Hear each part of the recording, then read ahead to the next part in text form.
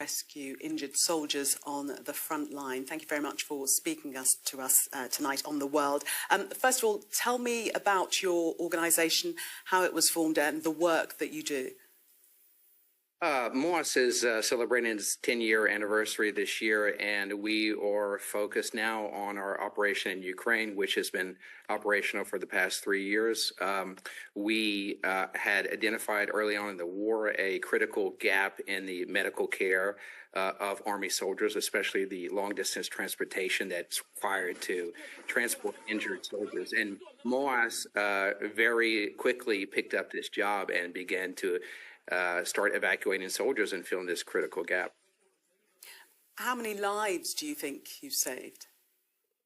Well, we know that we have transported over 62,000 soldiers to date, and we've also assisted another 30,000 civilians. So it's been a very active operation, and we have been very successful in filling this large gap. But unfortunately, we are running into trouble after 3 years. We're actually we're not government funded, and it's one of these conundrums about lethal aid versus non-lethal aid. And so in the realities of the funding scape, it's a lot easier to actually get lethal aid than actually aid that actually saves lives. And so we're actually in discussions right now with the UK government about providing us some aid so that we can continue our operations. Where has your funding come from thus far? We have been funded all private. It's all philanthropic organizations. There's quite a few billionaires and tech entrepreneurs in the U.S. that had initially given us the first input of cash. I myself am an entrepreneur by trade, and I myself donated $1 million to the organization at the very beginning to start us up. So it's been a collective effort from a lot of businessmen, a lot of charities.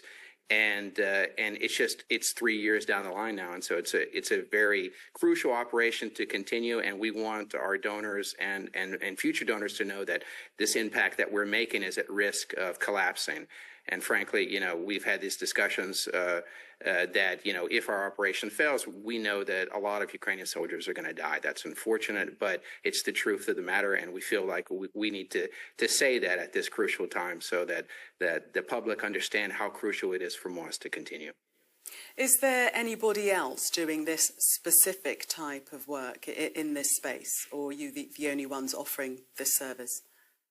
Right. To be honest with you, for an NGO to work with the military is a bit of a new thing. Most NGOs don't want to collaborate with the military. MOAS is a different animal. We sort of take the approach that, where is there the need? And we identified the need, with the Army's medical at the very beginning. And we decided that, despite the controversy of doing something like that, we would pursue that relationship with the military and to assist their soldiers. I think that that's a big stretch for bigger organizations and other NGOs, but you'd have to ask them, why that they're not doing it. But it's definitely a gap that we filled, and it doesn't seem that anybody else can fill this gap at the moment. And you only have funding until the end of December, is that right? What happens come January 2025? Actually, we are running on volunteerism right now with our 150 medics and 50 plus ambulances. We don't have the funding right now, so we are at this very urgent stage that if we don't receive urgent funding, we're going to collapse. And we've made that appeal out publicly. Here and now, this is do or die for us. So we need the support of the public to continue. Christopher Catrambone, thank you very much for speaking to us, founder of MOAS, Migrant Offshore Aid Station. Thank you.